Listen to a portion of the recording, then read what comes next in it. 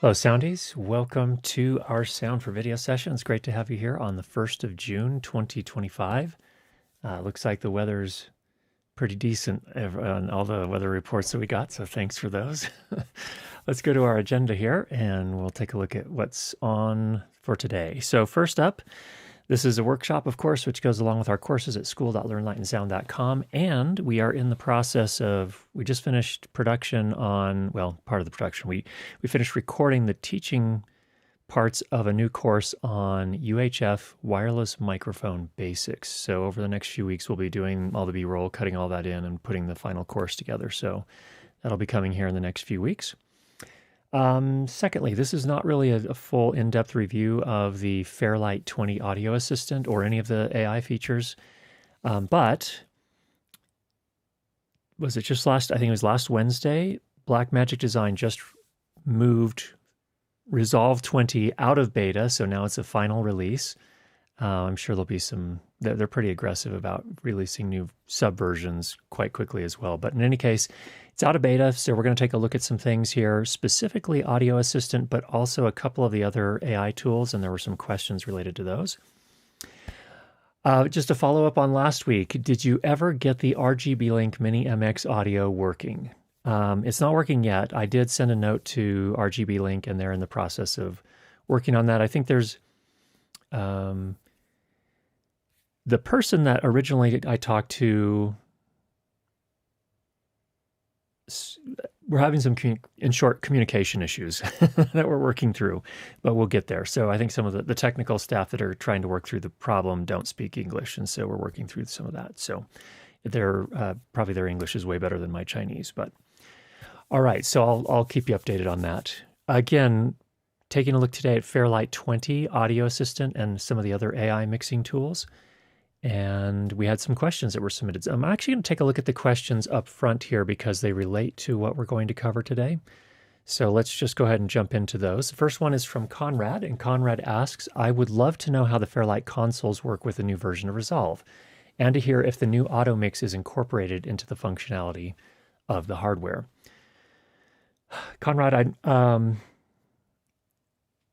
you'll see as we go through the demo, the new features are largely things that you would select via computer keyboard and mouse. However, it doesn't, and it applies settings that you can then change with the consoles. But here, for example, let's go ahead and cut over to the overhead camera. So here I have the desktop console, at least part of it. And I'm going to go ahead on my computer now and open up Davinci Resolve, and you'll see just like, this is version 20. And just like before, as soon as it recognizes it, all the motorized faders move up into their Unity position.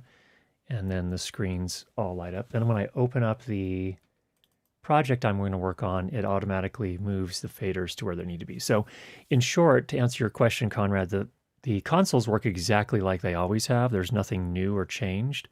But any of the changes that are applied by the AI tools, in other words, they apply automation, for example, to some of the tracks, that automation is readable and usable from the consoles. So it seems to integrate very nicely. So hopefully that makes sense, and hopefully that answers your question. You'll see more as we move into it more.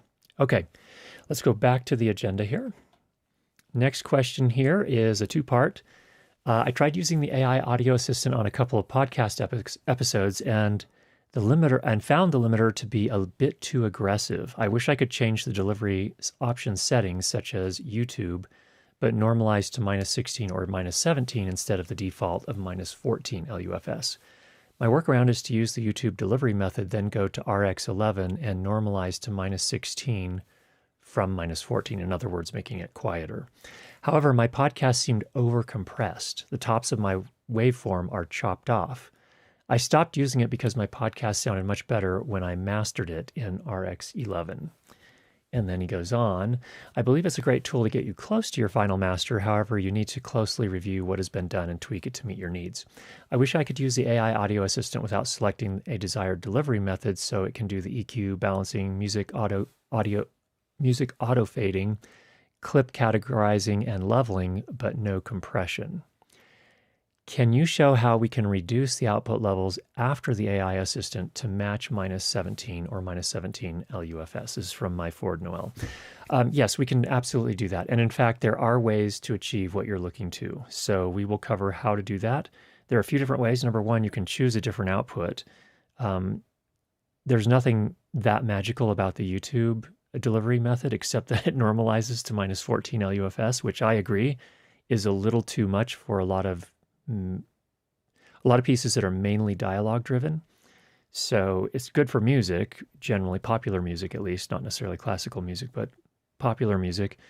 But yeah, there are a couple of things we can do, and you can actually the beautiful thing about the audio assistant is that anything it applies you can disable, so you don't have to use all of the settings that it makes.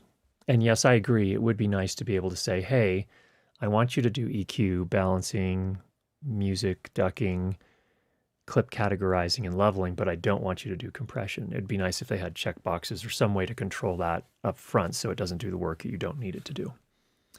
All right, and then the final question, also related to the new Resolve and Fairlight, is to fix voice bleed is a lot of work. Cutting and deleting the almost silent parts of a track. Can Resolve with the new tools do that for us?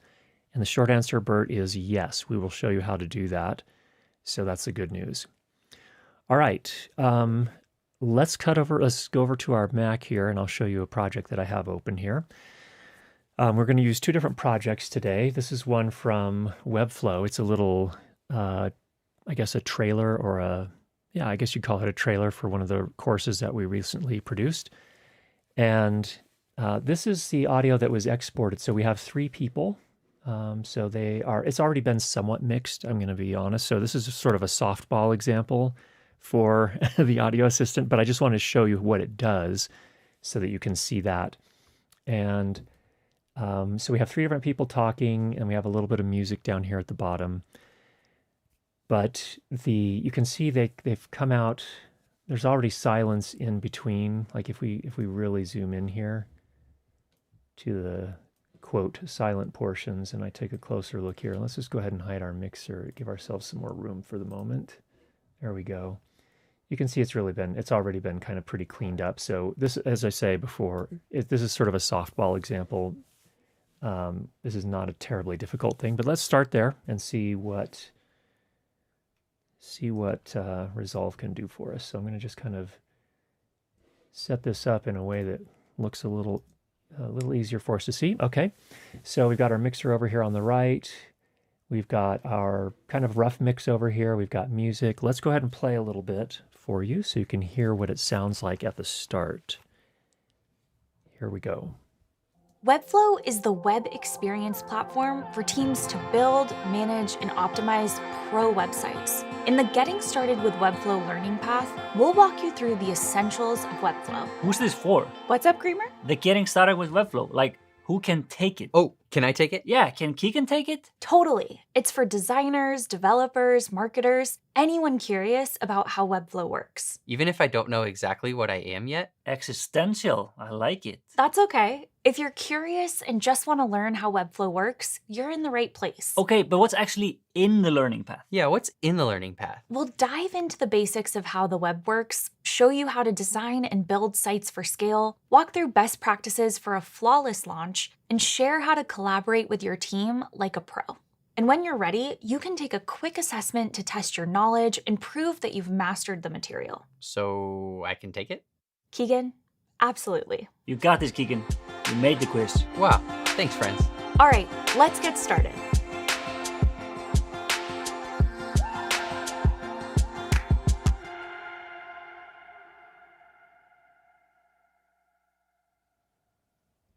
Okay, so you can see where we're starting. The music, I've already had to pull that down because this is music from MusicBed. Most popular music is mastered to ridiculous levels. In fact, if I were to come into this clip here and let's go to clip operations and let's just look at the audio levels. It's at minus 10 LUFS, ridiculously loud. So I had to pull it down already. And we haven't kind of fine-tuned it, but right now it's sitting at, I've already pulled it down 14 decibels. So quite a lot. But I didn't want to blow your ears out, and that's what would have happened if I hadn't done that. So with this as a starting point, let's just go up to the timeline menu, and then we're going to come down to AI Tools and choose Audio Assistant. And when you do that, you get a little drop down here, a little window with a couple of options, well, one option basically. That's your delivery standard. And you can see it has several represented. It has the ITU 1770 standards. It has EBU R128. This is a TV standard for most of the world outside the United States. This is for the United States here. We have some other standards as well: Netflix, YouTube, Disney, Disney Stereo, and Disney Surround. So those are the different standards that are available here to us. Let's go ahead and choose the ITU standard. This is not going to master it nearly as loud as the YouTube standard. So my Ford Noel, this is your first answer. You can use a standard like this instead as a start. And then I'm going to go ahead and click Auto Mix and see. Let's watch and see what it does. So it gives you this status. It's first of all classifying. It just moved some of the faders down on my console, incidentally. It mixed the dialogue. Now it's mixing the music. It's kind of running through. It's analyzing the dialogue, it says now. Okay, so it looks like it made a new mix track and it's checking that. Okay, it moved the faders again. There's no sound effects or ambience tracks. Now it's doing the final mastering. You can see it applied some automation right here. So it applied some automation to our music track. Let's see if it moved it at all. It left it at -14. Let's see how it sounds now, just out of curiosity. So that was pretty quick. It's not a terribly long mix. It's only, what, a minute, maybe a minute 10. Let's see what it did. And here we go. Webflow is the web experience platform for teams to build, manage, and optimize pro websites. In the Getting Started with Webflow learning path, we'll walk you through the essentials of Webflow. Who's this for? What's up, Creamer? The Getting Started with Webflow. Like, who can take it? Oh, can I take it? Yeah, can Keegan take it? Totally. It's for designers, developers, marketers, anyone curious about how Webflow works. Even if I don't know exactly what I am yet? Existential. I like it. That's okay. If you're curious and just want to learn how Webflow works, you're in the right place. Okay, but what's actually in the learning path? Yeah, what's in the learning path? We'll dive into the basics of how the web works, show you how to design and build sites for scale, walk through best practices for a flawless launch, and share how to collaborate with your team like a pro. And when you're ready, you can take a quick assessment to test your knowledge and prove that you've mastered the material. So I can take it? Keegan? Absolutely. You got this, Keegan. You made the quiz. Wow, thanks, friends. All right, let's get started.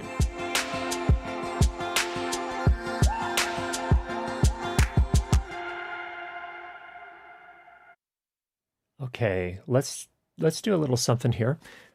First of all, this is not the music we used in the mix. I had to use a different track because of licensing, and especially this whole video would have been taken down or demonetized or whatever if we had used the original track, which was licensed by Webflow, not by me, so on and so forth. So that's the context here. Let me play this last bit again here where there's the automation on the music, and let me show you the console while we're doing that. So let's switch to the overhead camera. And you can see this is our music track here, channel 4. And then this is the master fader. So as I play that last bit. Keegan? Absolutely. You got this, Keegan. You made the quiz. Wow, thanks, friends. All right, let's get started.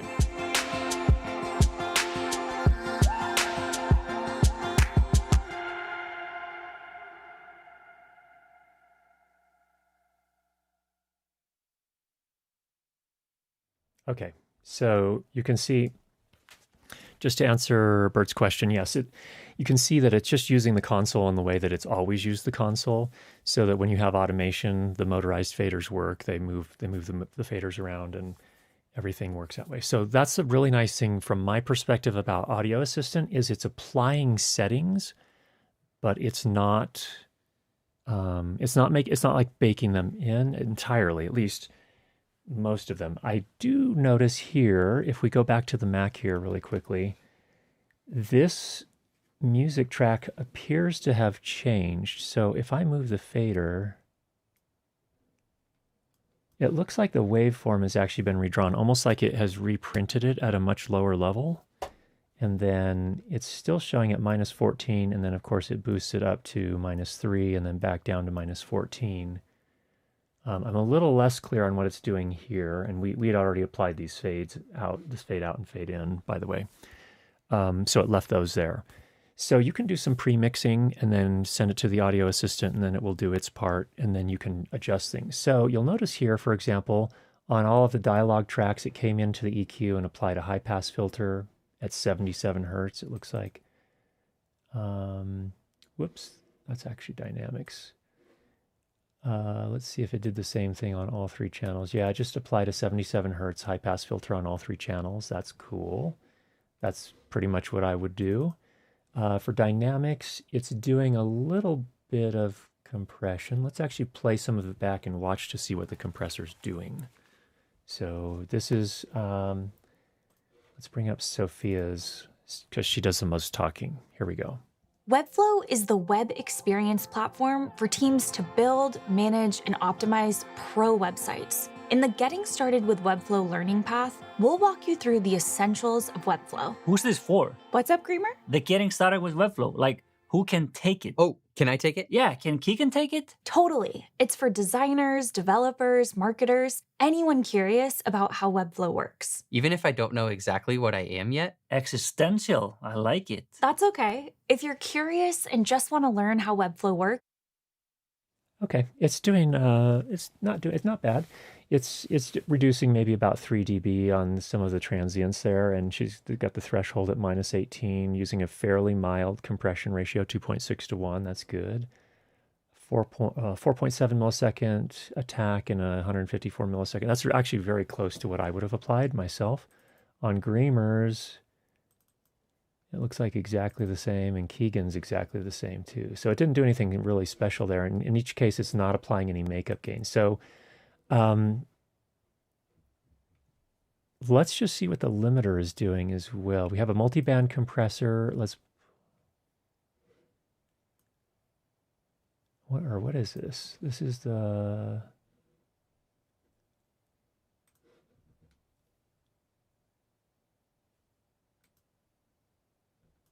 Huh, okay, well, let's pull that up and let's pull the limiter up and just see what it's doing. I don't know if it has any visual feedback on any of this, but let's just play a little bit here and see if these are doing anything.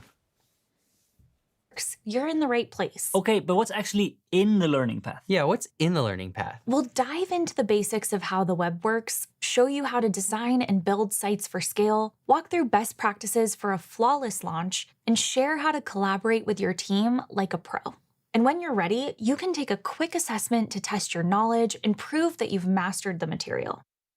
Okay, it doesn't look like it's doing a ton here. Let's just see for this project where we have, if we go down to Fairlight settings, we're targeting minus 23 LUFS, and you can see from the loudness meter here, we're pretty much hitting that. So for my Ford Noel's question, if you choose, when you do the audio system, if you choose that ITU BS 1770-4 delivery method, then you shouldn't get a lot of compression. And even if you do, if you're not happy with the way it sounds or looks, this is back to this question here from my Ford Noel. Let's go back to the Mac really quickly. You can actually come in to these, any of these effects that they're doing. They're doing a dialogue leveler, voice isolation on all three of the channels. It's doing a pretty decent job, it seems like. But any of these you don't like, you can just bring them up here. You can just get rid of them. So if you're not happy with something it did, you can just delete the plugin. So you don't have to go with what it does. And this is where I think this is one of the best AI implementations I've seen for audio processing, where you get full control. Once it's done, you can actually undo anything it's done.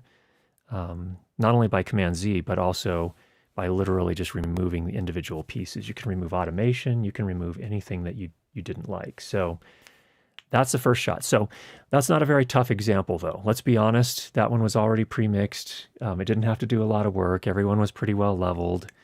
It just did a little bit of automation with the music, applied some kind of pretty standard compression, high pass filter, pretty straightforward stuff. So nothing super complicated. But let's switch to another project here. Actually, let's take a pause here. Go back to the main camera and let's just check in with everybody and see if there are any questions as yet. Matt says, in Nashville, we do mix it to good levels, but then we boost it and that a total another thing, but the original mix isn't that hot. Okay, so you mix kind of, it sounds like, Matt, you're saying that you mix sort of like you would with live. Here's the thing with mixing for live that is my understanding. Again, that's not my specialty, but my sense was always that, you would gain everyone up, but the overall levels weren't anywhere near the limits of the system at all. And then you use your master fader basically as a volume control for the room. But you would always leave plenty of headroom so that you weren't pushing the limits of the system. And it's a little bit different here in post-production. So yeah, the levels are a little bit hotter, but we're applying compression. We're, in this case, we're, remember a couple things. Number one, when you're mixing live, usually you're looking at a dBu meter. So that's a different thing. We're looking at a dB full scale meter here. So 0 is at the top, whereas on the dBu meters, a lot of times it's at plus, 20, 22, 24. So that's a little bit different, but we're also mixing at this point to get to a master that we can actually output for distribution. So it's a little bit different that way as well, if I understand your question and your comment correctly. My Ford Noel, no, thank you. I wish the bus compressor and limiter had more details. I agree. It'd be nice to see what they're actually doing, but it's not a bad thing to be able to use your ears to hear what they're doing as well. So don't be afraid to listen back to those. You can also disable them, my Ford Noel. You can just come in here and there's this little red dot. If you come back to the Mac, yeah, see this little red dot here? If you just hover over the plugin, you can hit that little red, hit that little red dot and that disables it. So you don't even have to delete it necessarily.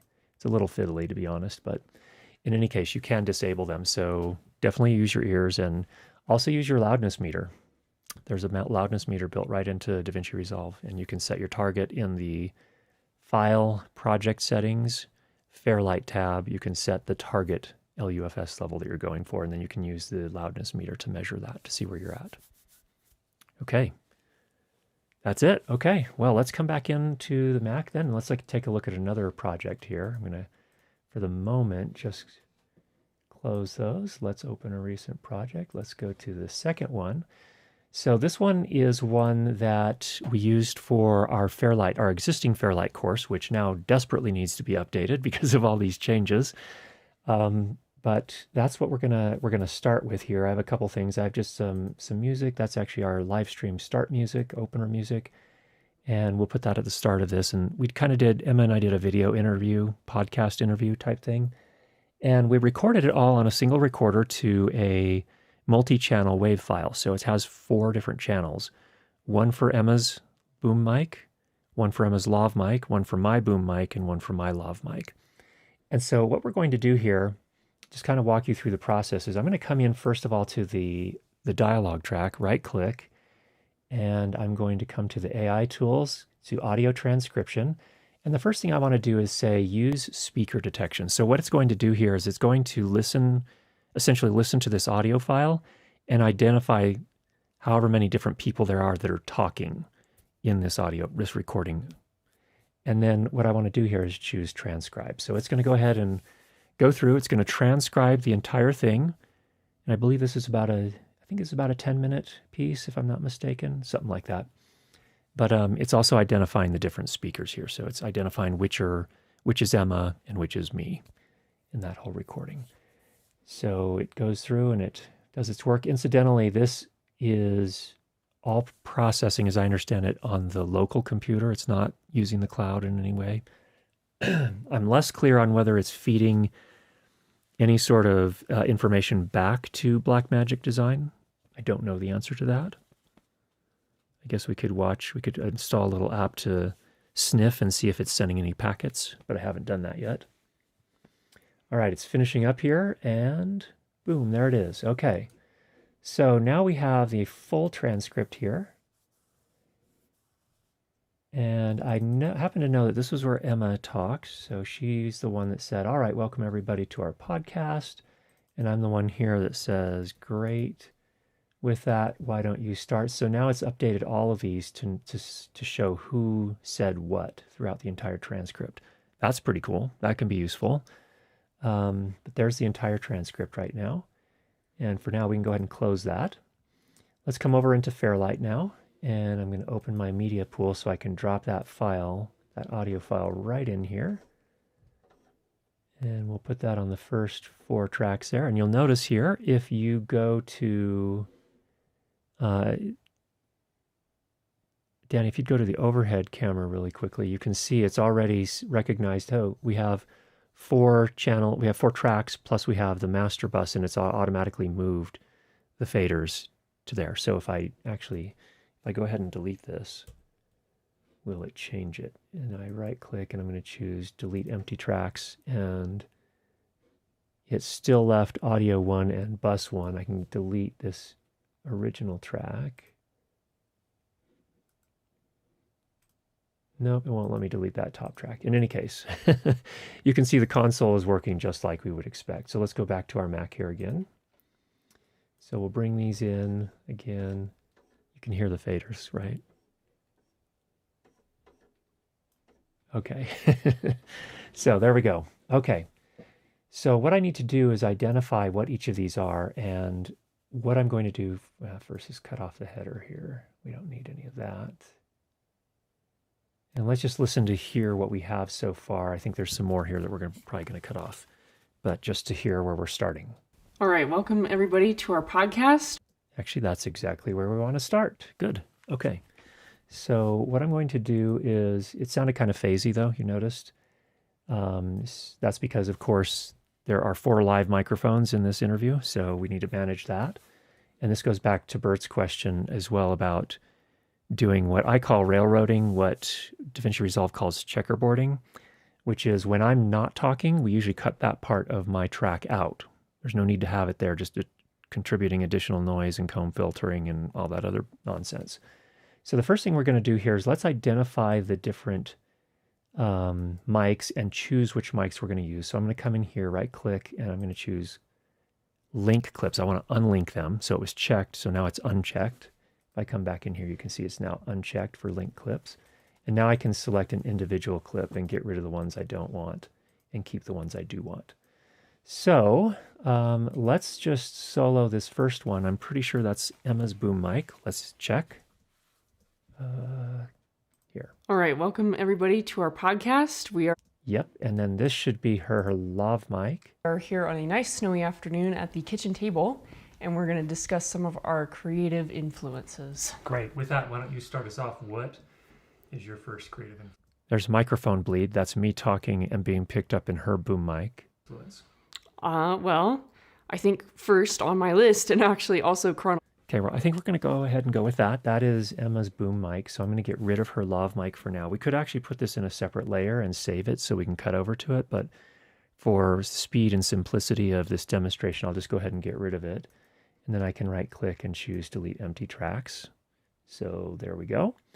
Now we need to choose my mic, and I have 2 options here, and these are actually really very quiet right now. You can see the waveforms are much smaller, but I think this first one is my boom mic. Let's check. Let's jump ahead to where I'm talking a bit more, and let's solo this first one. First for film was watching Star Wars with my dad when I was a kid. Okay, that's my boom. Let's listen and see. The other one should be my lav. First for film was watching Star Wars with my dad when I was a kid.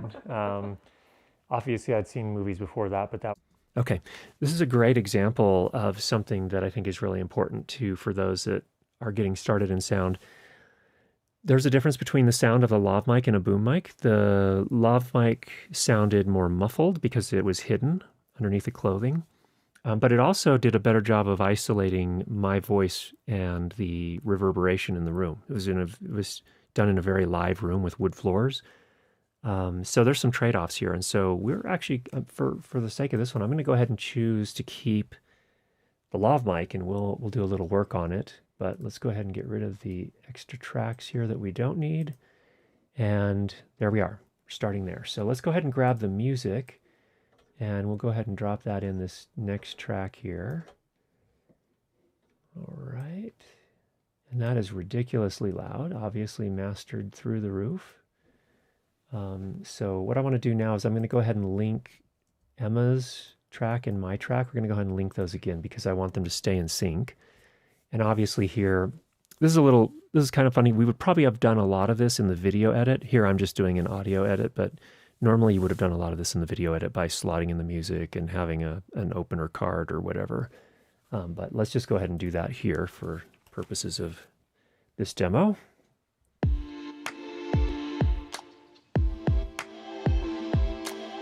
Okay, then we'll probably have the dialogue come in here. And for now, whoops, we'll just go ahead and cut this back and we'll fade it out.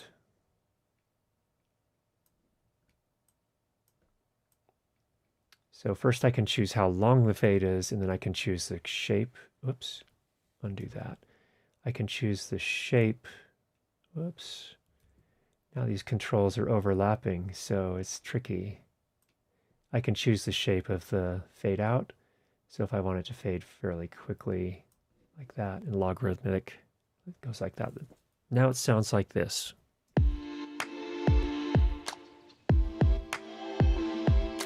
All right, welcome everybody to our podcast. We are here on a nice snowy afternoon at the kitchen table, and we're going to discuss some of our creative influences. Great. With that, why don't you start us off? What?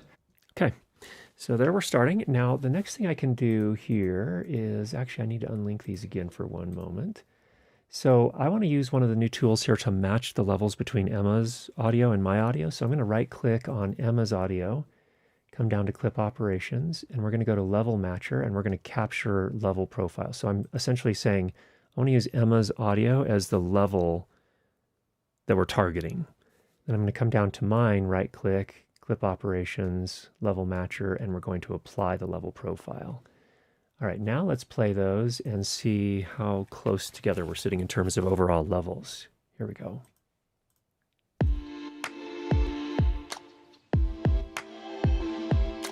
All right, welcome everybody to our podcast. We are here on a nice snowy afternoon at the kitchen table, and we're going to discuss some of our creative influences. Great. With that, why don't you start us off? What is your first creative influence? Well, I think for... Good. Okay. You did a pretty nice job getting us into the same general area there. I'm going to go ahead and make those a little larger, and we're going to bring our mixer up here because we're going to need our mixer in just a moment. All right. Next, this is something that you can see quite clearly here. Emma is talking through basically this entire section right here, but notice that down on my track, all of her voice is bleeding into my mic as well. And we do not want that. That is just going to create comb filtering because our mics are at different distances from her voice, and it just doesn't sound good. It adds additional noise to the overall mix. Just a less than optimal experience. So we need to take care of that. And this goes to Bert's question from earlier. How do you do that?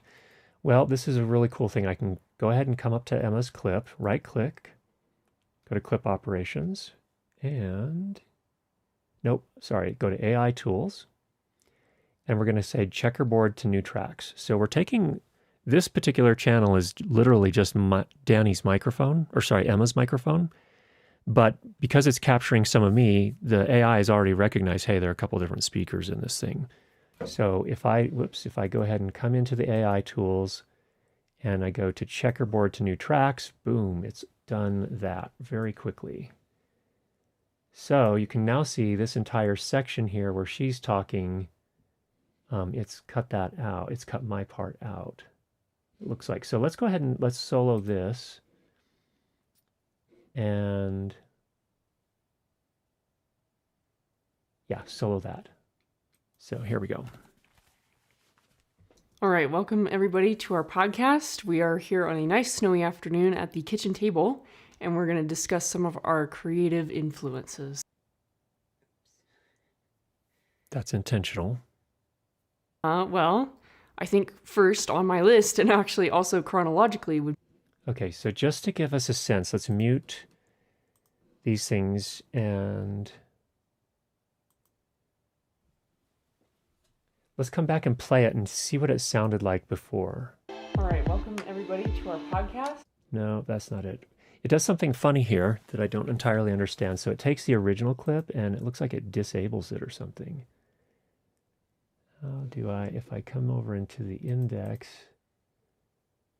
it hasn't disabled it. It's still there.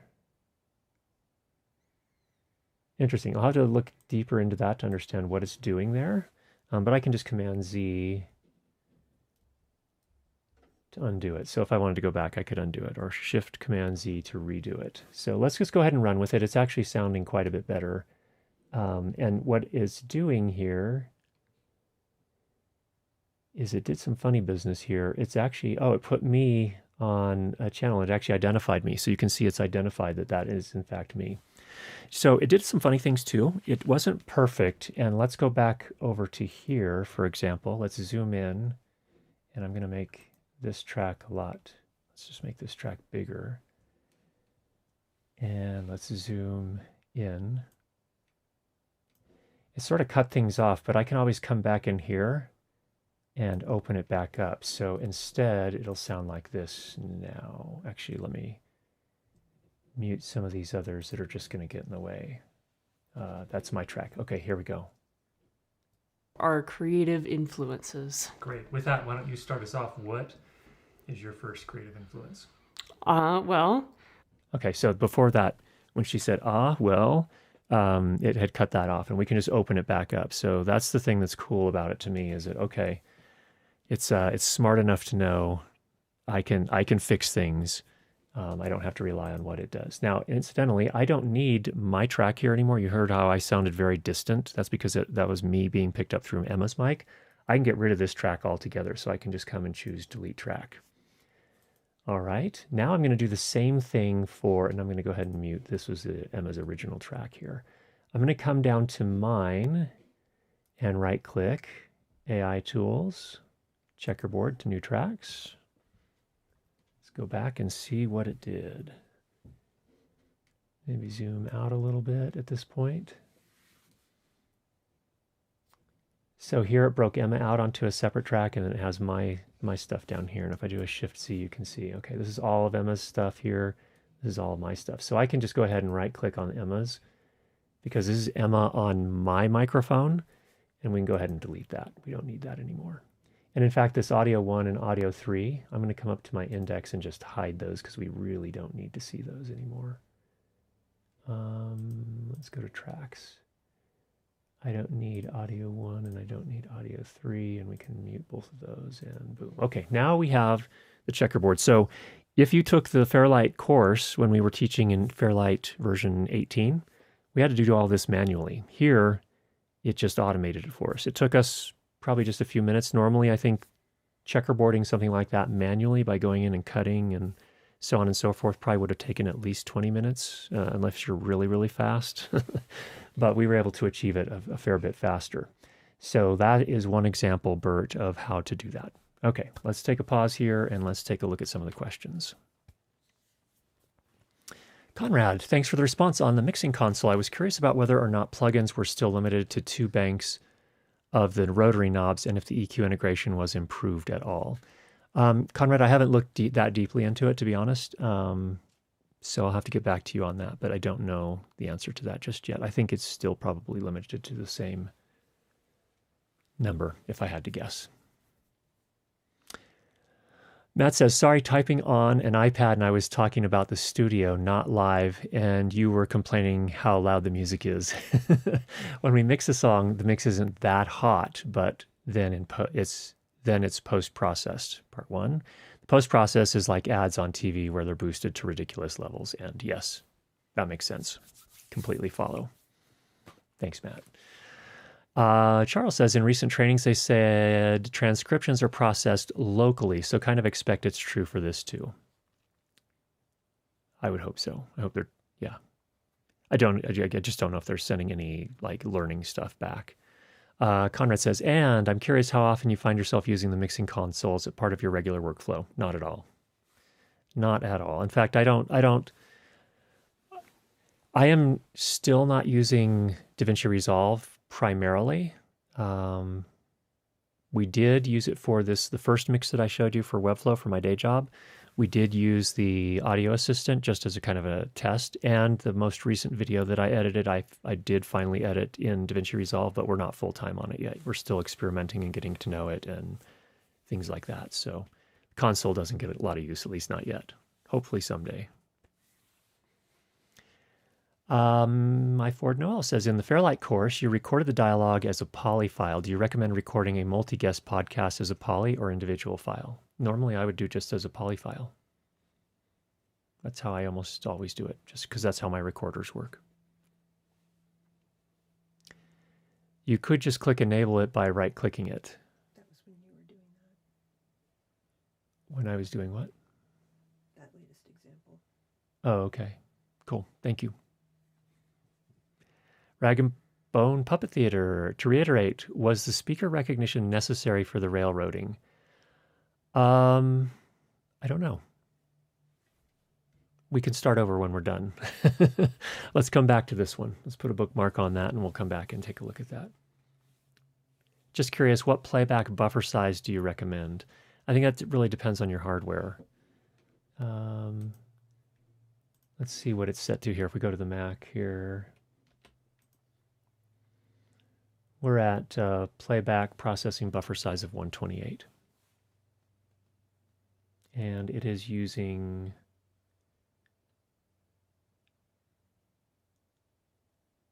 it's actually using the Blackmagic mix switcher in this case as its audio output device. So I don't know what that means in terms of latency and buffer size and so on and so forth. But if I come into my preferences here, just so you can see, for sound, the output is set to Blackmagic HDMI. That's the Blackmagic switcher. And I usually leave it at about 128 and I haven't had any issues. So if you're running thousands and thousands of tracks and tons of plugins, it may be a different story. But usually I just leave it at 128, which is the default. Okay, I missed the conversation on the console. How did Curtis come by one? And is it a Blackmagic audio console? Those suckers are expensive. Yeah, if you want to cut to the overhead camera again, Danny, this is just a part of it based on our camera can't go any higher, and I didn't switch out to different lens, but because I wanted people to be able to see some of the details. But this is the desktop console. And yes, it was expensive. We bought this back in 2022 at the end of the year. The accountant said, hey, you need to either spend the money or pay it out in some way. And so I was curious, and so that we bought this as it was a business purchase. Yep, cool. Okay, back to it. Let's go back to Davinci Resolve into Fairlight. And EQ-wise, I want to... Oh, we have just another one. Wait. Another question, is it possible to draw automation curves rather than lines in Fairlight? Yeah, you just add additional points and it can make them curve instead of straight. Absolutely. Just the AI audio assistant just did those kind of diagonal lines. But you could come in and change them. Oh, I want to EQ. one more. Oh, we got more. I meant you could re-enable the original file that was disabled doing the checkerboard to new track process. Oh, okay, cool. Yeah, thank you for that, my Ford Noel. All right, I want to EQ my mic. It doesn't sound great. Okay, interesting. And Yeah. I think appreciating someone's work like Frank Lloyd Wright, you would have to start to kind of absorb the principles of design, like, right? I mean, some of the Yes. basic principles of design. Yes. Got it. Cool. Okay. Yeah. Let's go back. Okay, interesting. And Yeah. I think appreciating someone's work like Frank Lloyd Wright, you would have to start to kind of absorb the principles of design, like, okay, I'm going to go with it just quick and dirty like that. We were missing a lot of the high frequencies because the microphone was buried. This is a lav mic. And also it was a little harsh in the mid frequencies. So I just kind of EQ'd it really quickly. All right. So we did that. Let's go ahead and drop some music at the end, and then let's run this through our the AI assistant again. So I'm going to go ahead and put the music over here. We just really want the outro part of it. Something like this. And I want to zoom in on that. We'll probably start it a little sooner than that. Maybe not quite so zoomed in. Do a long fade in here, give it some shape. Whoops. Actually, yeah, I do need to drop this. And then fade in like that. Let's see where that puts us. Clouds going. Yep.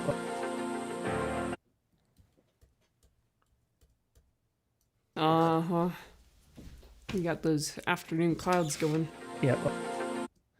We can even fade in much longer than that. The nice thing here I like about Resolve is that when I move the clip here, when I extend the clip, it keeps the fade where it was, which is cool. So let's see how that sounds. We got those afternoon clouds going. Yep. Okay, cool. We'll just leave it for now, right there. Just a quick and dirty. Shift Z. Go back home. Okay, I think we're in a good spot. Let's go ahead and try the AI audio assistant at this point, and we'll come up to timeline, AI tool, whoops, timeline, AI tools, and audio assistant. I'm going to choose this ITU BS 1770-4, just so I don't want it to master beyond -23 or -24. I think it's one of those two that it's, I think, no, it's -23. So we'll go ahead and let it do its thing here, and it's probably going to, okay, it's identified blue is dialogue, orange is music. We have a couple of extra tracks there, or we have an extra track and an extra bus that it's set up there. The audio might have already been there. I didn't notice. Wasn't paying super close attention, but it's doing the audio mix now. And it may not need to do anything extra since we already level match. Well, it will, yeah, it's actually going to do probably dialogue isolate and some other things. So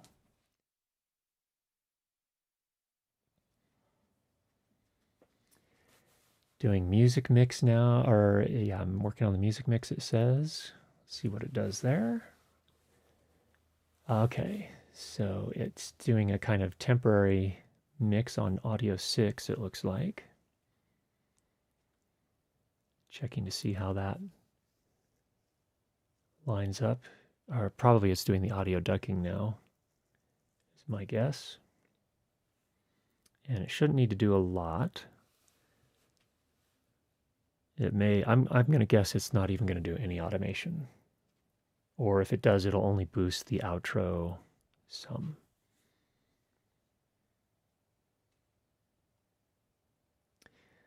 Not bad for a, actually it's about 6-minute mix, I think. Yeah, it's about 6 minutes long. So this is not bad. It's doing pretty well. Finished the music. Now it's checking for sound effects. There were no sound effects. It's going to do our final mastering here. So you can see it did turn on voice isolation and dialogue leveling for both of the tracks, both for Emma and for me. And right now it looks like it's applied the multiband. I think that's a compressor. Oh, it also applied a de-esser to both of our tracks. It is...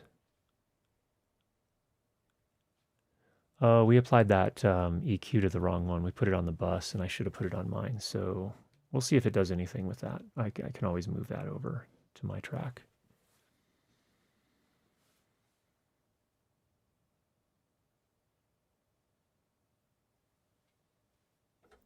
Okay, and there it is. So let me just go ahead and reset this because that was a mistake. Reset, there we go. Okay, let's see what it did with the limiter. It set the limiter at, gave it, it boosted everything by 7 dB. And the compressor, this is a weird compressor because it's, I don't really understand this one. Or multiband, whatever it is. All right, let's listen to it and see what it did to our overall mix. Holy moly, that's loud. Let's actually show the automation. If we can. Fader, yeah. It boosted it way up. Okay. Hold on to your volume here, people. Here we go.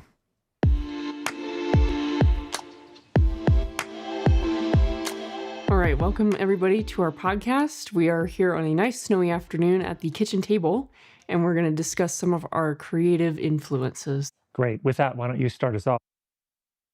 Okay, first thing. So the checkerboarding, not so awesome, but the good news is, again, we can extend that.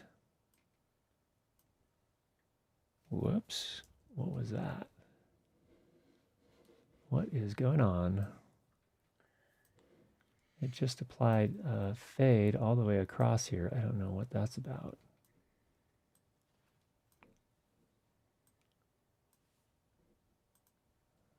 And why is it not allowing me to open that up? There we go.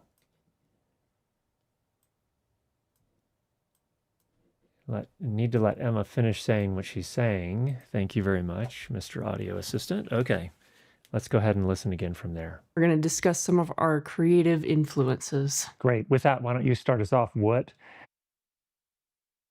Mine is sounding pretty muffled. That's why I wanted to apply that EQ here. We're going to go, let's just do very quick and dirty. There. Is your first creative influence? Well, I think first on my list, and actually also chronologically, would be Frank Lloyd Wright. So I've, yes, the architect, the famous American. So of course, like many people, I first became aware of falling water when I was, I don't know, 10 or so. Old kind of stained glass. Old kind of stained glass, yeah. Ooh, what was going on there? That didn't sound great. Not like the old kind.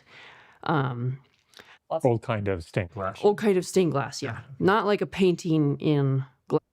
Oh my goodness. Looks like really bad dialogue, voice isolation or something. I'm not sure what, but if I disable that for just a moment.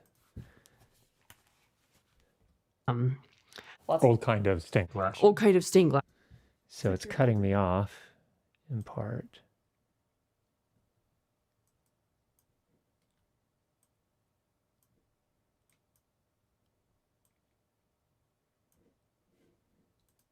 Kind. Old kind of stained glass. Old kind of stained glass, yeah.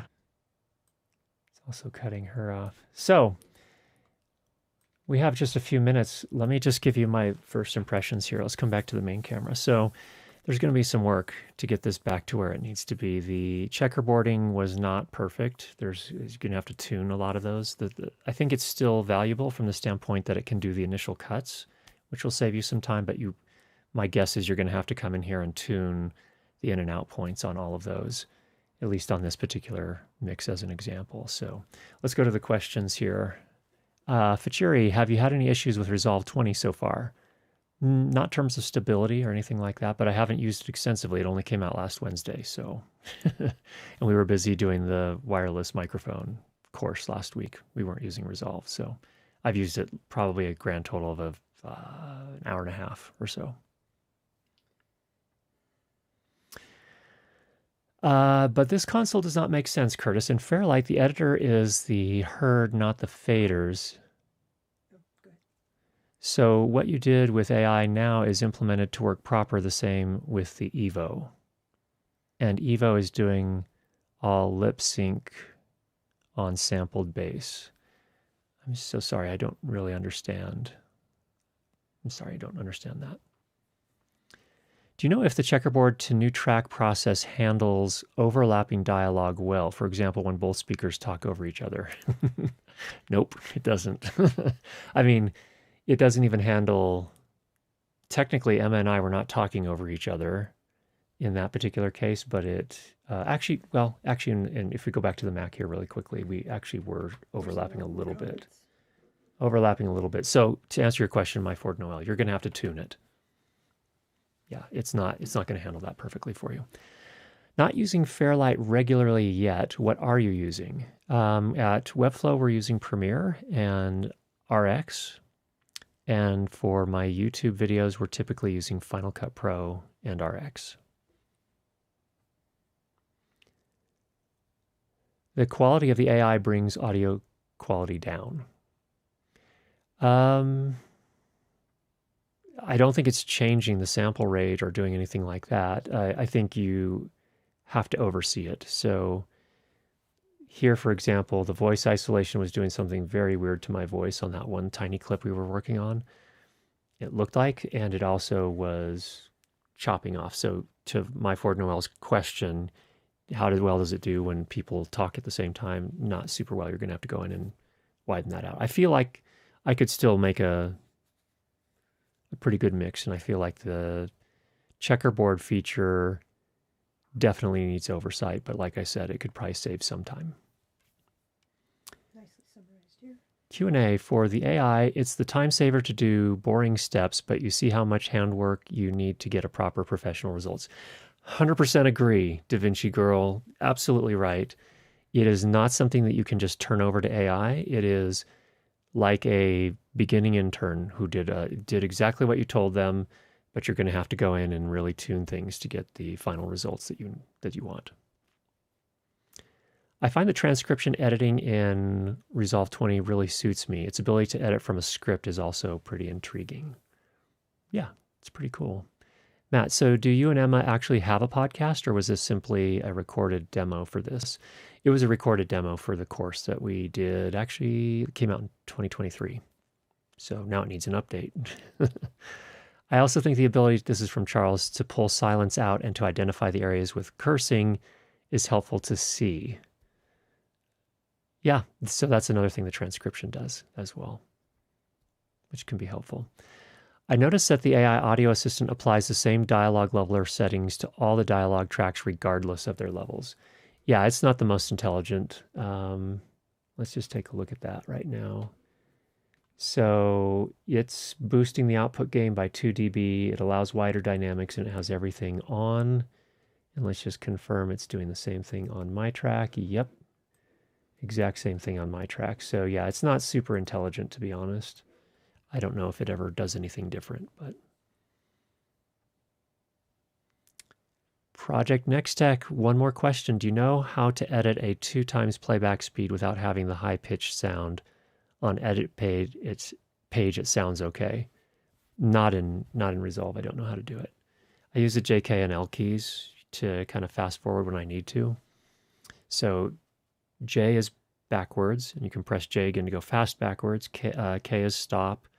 L is forward. L again to go faster forward, and you can do several different levels of that. But most video editing apps allow you to do that, if that's what you're referring to. And I don't know if it does any pitch correction. I don't, as far as I know, it doesn't. Charles says, yeah, I wish I could adjust the aggressiveness of the cuts that AI is making so it's not so abrupt.